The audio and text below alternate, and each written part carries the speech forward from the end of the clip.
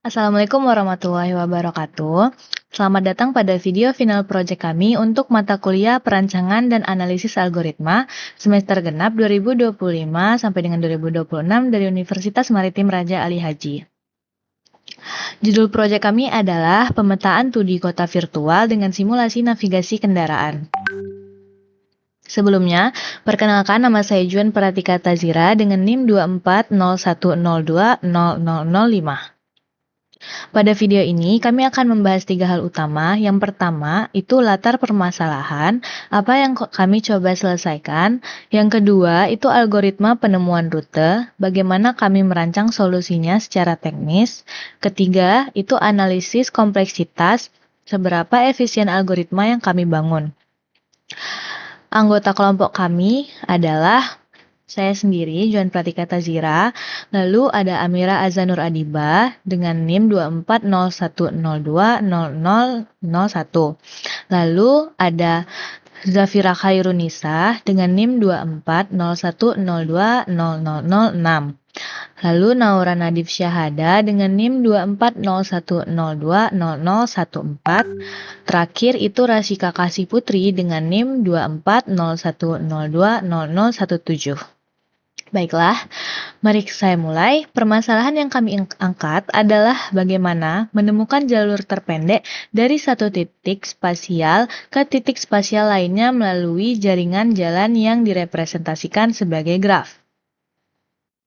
Baiklah, permasalahan yang kami angkat adalah bagaimana menemukan jalur terpendek dari satu titik spasial ke titik spasial lainnya melalui jaringan jalan yang direpresentasikan sebagai graf.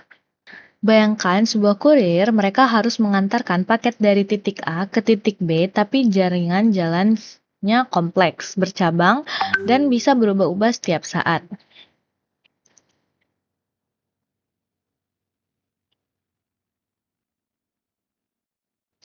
Posisi asal, posisi tujuan, bahkan peta itu sendiri bisa diacak. Artinya, tidak ada solusi yang di hardcore.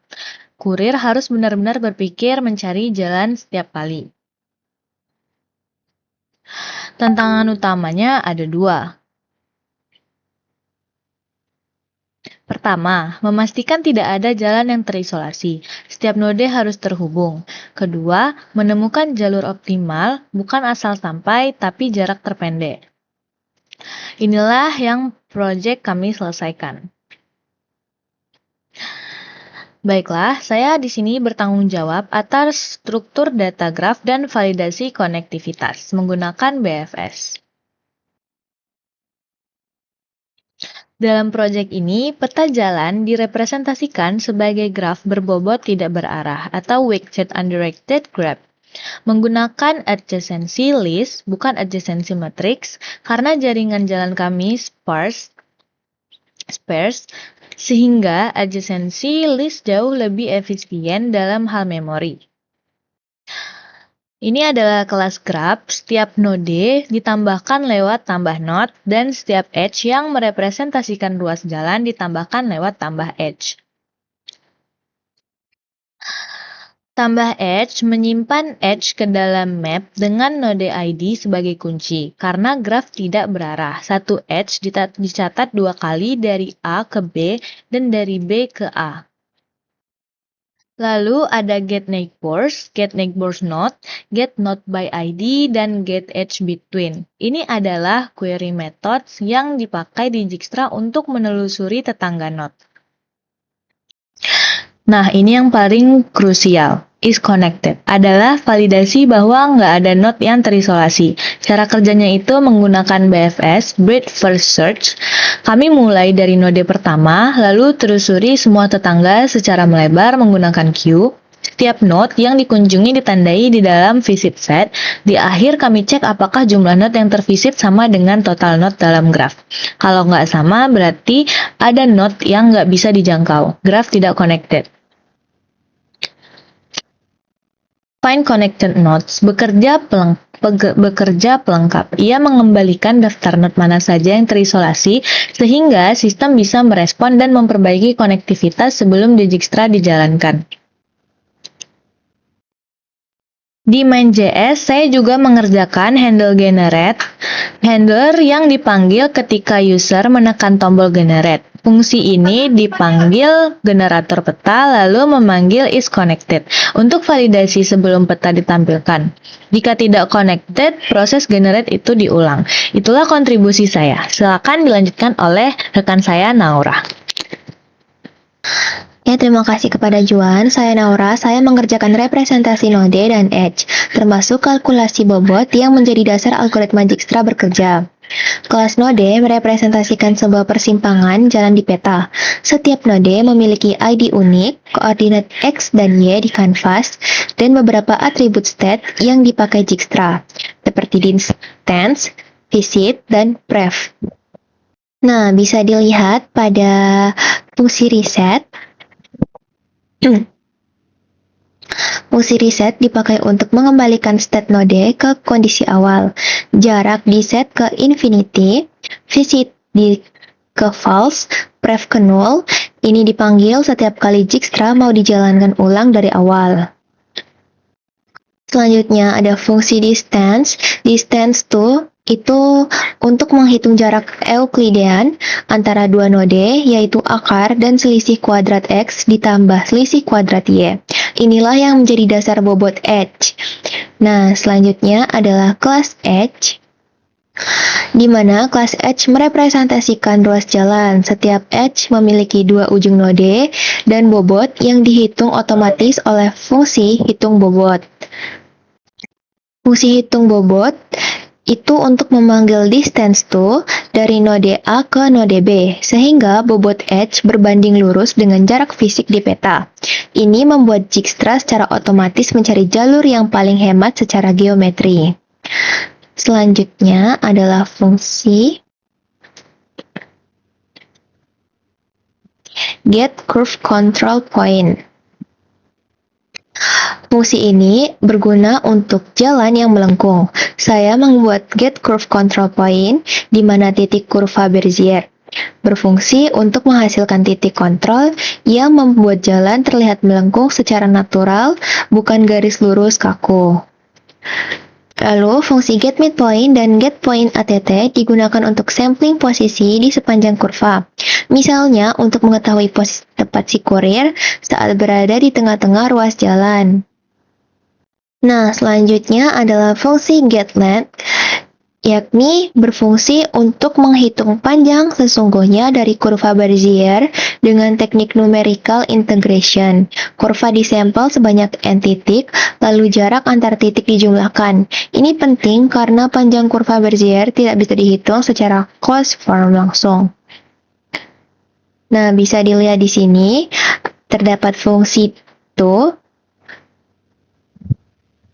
Nah, analisis kompleksitasnya itu pada distance itu operasi aritmatika konstannya, lalu hitung bobot itu memanggil distance lalu get length itu bergantung pada jumlah sampel titik yang diambil, dan get point ATT itu evaluasi persamaan Bezier kubik. Saya juga mengerjakan JS. Saya juga mengerjakan config JS, di mana ini untuk mengkonfigurasi global yang mendefinisikan parameter-parameter seperti jumlah node, ukuran kanvas, tema visual, dan konstanta lain yang dipakai seluruh proyek. Selanjutnya akan saya serahkan ke Vira. Baik, terima kasih kepada Naura. Sebelumnya perkenalkan, saya Zafira Ferenesa dengan NIM 2401020006. Nah, pada proyek kali ini, saya berkontribusi pada bagian pengimplementasian priority queue berbasis MinHeap sebagai fondasi algoritma Dijkstra. Nah, sebelumnya kami telah merumuskan bagaimana agar kita selalu memilih node dengan jarak terpendek secara efisien di setiap langkah Dijkstra. Kalau misalnya kita pakai array biasa dan cari minimum di setiap iterasi, maka kompleksitasnya akan menjadi OV kuadrat, yang artinya kalau jumlah node double, maka waktu prosesnya jadi 4 kali lipat. Solusinya ialah pengimplementasian priority queue berbasis MinHeap. Nah, yang membuat operasi extract minimum menjadi O log n. Artinya itu jauh lebih efisien dibandingkan kita menggunakan array biasa. Ini adalah salah satu poin paling penting. Dengan menggunakan min heap, kita naik dari kompleksitas O_V kuadrat menjadi O_V ditambah E log V. Itulah kenapa struktur data pada kali ini cukup krusial bagi Dijkstra. Nah, mari kita lihat pengimplementasiannya secara langsung di kode yang telah kami buat. Nah, di sini terdapat fungsi konstruktor dan insert heap. Heap diimplementasikan sebagai array di mana setiap elemen menyimpan node dan priority berupa jarak. Insert heap menambahkan elemen di akhir array, lalu memanggil fungsi heapify up untuk memastikan properti min heap tetap terjaga. Dalam artian elemen terkecil selalu berada di indeks 0. Lalu selanjutnya kita lihat pada fungsi heapify up, ini bertugas untuk membandingkan node yang baru dimasukkan dengan parentnya. Jika prioritinya lebih kecil, maka ia akan di-swap ke atas. Ini terus berulang sampai posisi yang benar ditemukan. Dikarenakan tinggi pohon adalah log n, maka kompleksitasnya ialah O log n, yang artinya kalau heap berisi 1000 elemen, maka paling banyak hanya perlu 10 langkah perbandingan. Ini cukup signifikan dibanding penggunaan array biasa. Selanjutnya terdapat fungsi extract min. Ia bertugas untuk mengambil elemen root sebagai minimum, dikarenakan root selalu yang terkecil di min heap. Kemudian mengambil elemen terakhir dengan pop, lalu langsung menempatkannya di posisi root. Kemudian memanggil heapify down untuk memperbaiki heap dari atas. Nah, adapun kompleksitas pada fungsi ini yaitu O log n. Lalu terdapat fungsi heapify down, yang mana fungsinya itu bertugas untuk membandingkan node dengan dua anaknya. Lalu swap dengan anak yang terkecil jika diperlukan. Proses ini turun terus sampai posisi yang tepat ditemukan. Nah, sama seperti heapify up, kompleksitasnya sebesar O log n, karena hanya menelusuri satu jalur dari akar ke daun. Lalu terdapat fungsi decrease key, yang mana dia ini digunakan saat Dijkstra menemukan jalur yang lebih pendek ke suatu node. Prioritinya tentu harus diperbarui. Fungsi ini mencari node di heap menggunakan find index yang merupakan linear scan, di mana find index ini harus cek satu persatu dari awal, sehingga kompleksitasnya mencapai ON. Nah, setelah ditemukan, nilainya diupdate, lalu fungsi heapify up akan dijalankan. Selanjutnya, total kompleksitas akan mencapai ON. Dalam proyek ini, Dijkstra menggunakan strategi lazy insertion, sehingga decrease key jarang dipanggil secara langsung. Lalu saya akan menjelaskan sedikit terkait build MST. Nah, fungsi build MST ini berbasis Kruskal dengan union find. Fungsi ini digunakan saat generate peta pertama kali untuk memastikan semua node terhubung dengan edge yang berbobot paling minimum. Cara kerjanya yaitu semua edge diurutkan dari bobot terkecil ke terbesar. Nah, ini yang mendominasi kompleksitas, yaitu sebesar O_E log E. Lalu, satu persatu edge akan diambil. Jika dua ujungnya belum dalam komponen yang sama, maka itu akan dicek dulu menggunakan union find. Edge tersebut dimasukkan ke MST. Kemudian proses akan berhenti ketika sudah ada V dikurang satu edge. Nah, union find dengan path compression bekerja hampir sebesar kompleksitas O1 per operasi, sehingga kompleksitas keseluruhan dari fungsi build MST ialah O_E log E. Nah, kesimpulannya, Dengan menggunakan min heap, total kompleksitas Dijkstra menjadi OV ditambah E log V, yang mana itu jauh lebih efisien dibandingkan dengan kompleksitas OV2 jika menggunakan array biasa.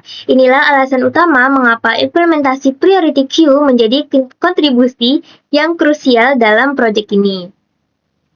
Nah, selanjutnya merupakan penjelasan implementasi algoritma Dijkstra yang akan diterangkan oleh Amira. Baik, terima kasih Vira. Saya Mira. Saya mengerjakan algoritma inti Dijkstra. Nah, algoritma ini adalah inti dari si project ini. Nah, coba kita lihat di file dijkstra.js. Jadi, si kelas Dijkstra ini dia ini menerima objek graph saat konstruksi. Nah, langkah pertama adalah si function inisialisasi jarak. Nah, coba kita lihat di function inisialisasi jarak ini. Jadi si function inisialisasi jarak dia ini mengatur ulang semua node. Jadi jarak semua node diset ke infinity kecuali si node start yang diset ke 0. Nah, node start ini langsung dimasukkan ke priority queue. Ini itu adalah inisialisasi standar dari si algoritma Dijkstra. Nah, coba kita scroll ke fungsi Dijkstra generator. Nah, jadi ini yang menarik. Saya ini mengimplementasikan si Dijkstra ini sebagai si JavaScript generator function. Jadi dia ini ditandai sama si tanda bintang. Kalau misal di notice ini bisa dilihat ada tanda bintang di depan nama fungsinya. Nah, jadi kenapa generator? Nah, karena kalau si Dijkstra ini dijalankan sekaligus sampai selesai, browser ini kan bakal nge-freeze gitu. Nah, jadi animasinya tuh tidak bisa diperlihatkan secara bertahap.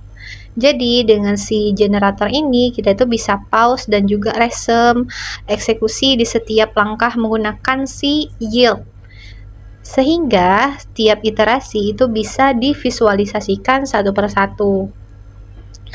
Nah, selanjutnya ini saya akan menjelaskan alur dari si loop Dijkstra gitu ya.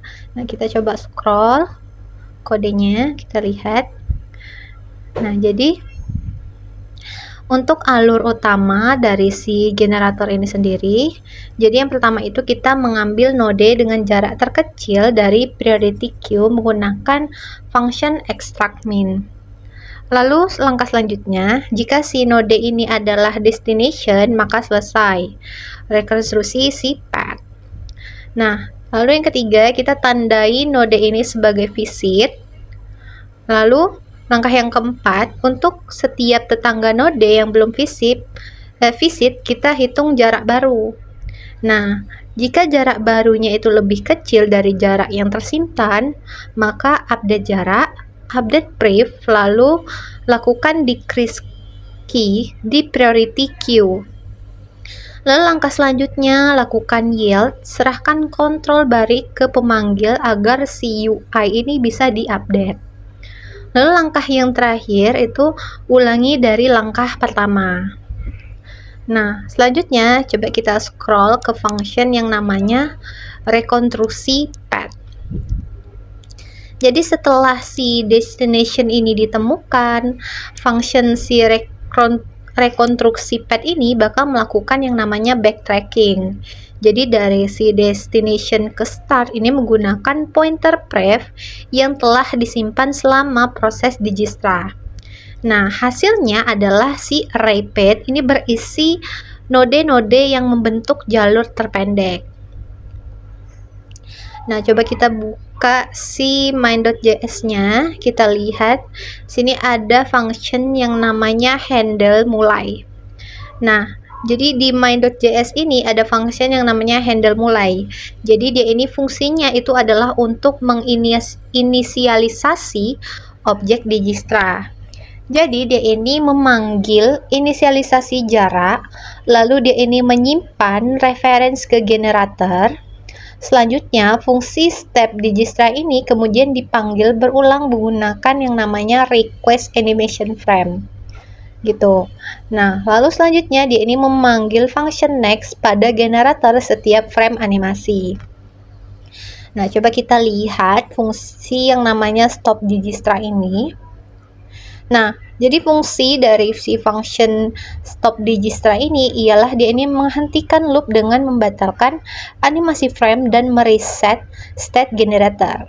Nah, analisis kompleksitas Dijkstra secara keseluruhan itu ada contohnya itu seperti dengan priority queue berbasis min heap yang dijelaskan atau digunakan oleh si Vira. Jadi setiap node itu diekstrak dari heap gitu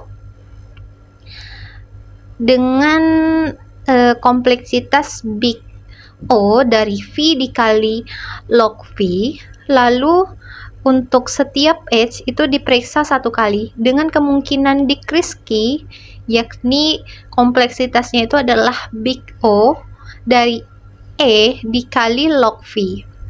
Nah, untuk totalnya itu adalah big O dari V ditambah E dikali log V. Nah, ini tuh jauh lebih baik dari implementasi naif dari kompleksitas big O dari V kuadrat yang cocok untuk graph dense. Nah, karena peta kota kami adalah graph sparse, jadi ini setiap persimpangan rata-rata itu punya 3-4 tetangga. Jadi kompleksitas ini yang sangat optimal. Nah, untuk penjelasan selanjutnya mengenai randomizer dan validasi jalur itu akan dijelaskan oleh Rasika. Saya serahkan ke Rasika. Baik, terima kasih Mira. Saya Sika, saya mengerjakan randomizer, sistem yang mengacak peta pada posisi secara aman tanpa pernah menghasilkan graf yang tidak connect. Jadi pada acak light ini, posisi mengacak koordinat X dan Y setiap node dalam area oval didefinisikan. Ini membuat tampilan peta selalu berbeda setiap kali diacak. Terus pada fungsi Rebel right grid ini berfungsi untuk rekonstruksi koneksi setelah posisi node diacak. Edge yang lama perlu dibangun ulang agar membentuk jaringan jalan yang masuk akal. Fungsi ini membangun grid koneksi berdasarkan posisi baru node. Terus pada hapus edge silang, ini berfungsi untuk geometri yang cukup kompleks. Setelah grid dibangun, bisa saja ada edge yang saling bersilangan secara visual di peta. Dua jalan yang bersilang tanpa persimpangan tidak masuk akal secara urban. Fungsi ini mendeteksi persilangan dengan uji intersection segmen garis dan menghapus edge yang konflik. Terus di fix koneksi TV adalah safety net setelah penghapusan edge yang bersilang. Mungkin ada node yang jadi terisolasi, terus fungsi ini menjalankan BFS untuk mendeteksi komponen yang terpisah. Lalu menambahkan edge baru untuk membangun kembali komponen yang terisolasi ke komponen utama. Edge yang ditambahkan dipilih yang paling pendek untuk menjaga kewajaran peta.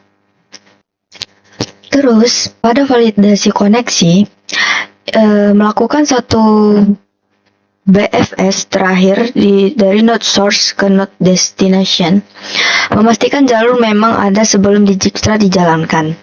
Jika tidak ada, jalur sistem memberikan notifikasi. Terus di handle acak posisi, fungsi di main.js adalah handle tombol acak posisi. Di UI, membagi random start end lalu memenuhi tampilan bendera tanpa mengacak peta.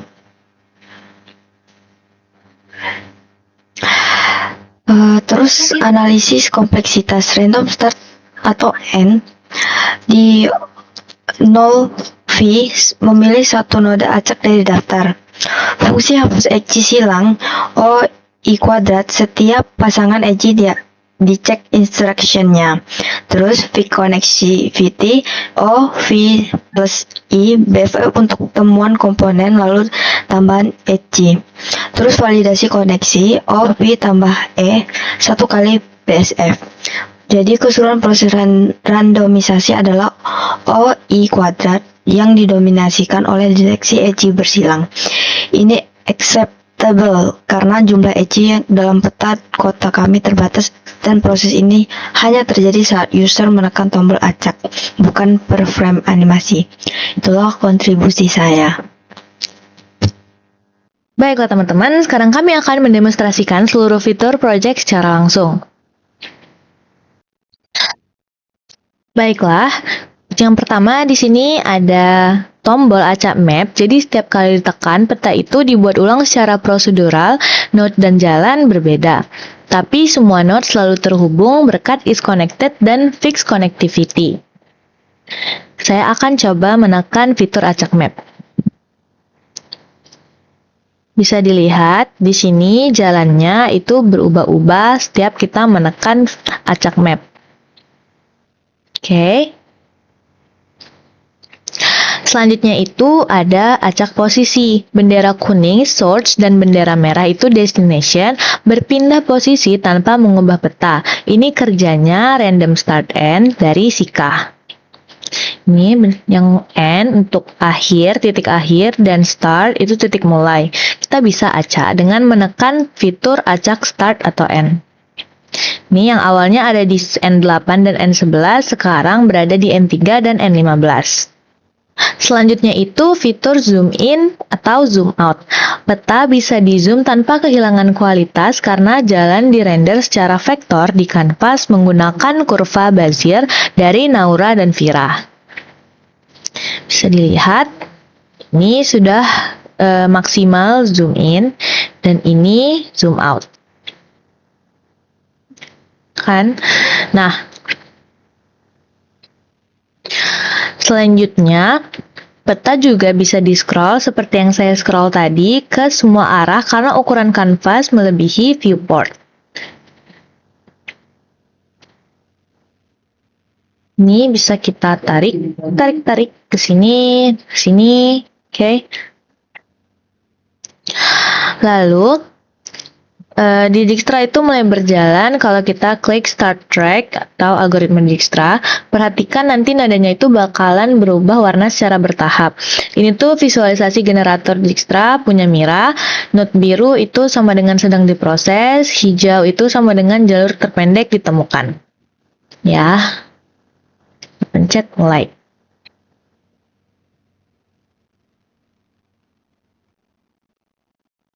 Bisa dilihat di sebelah kanannya itu log Dijkstra.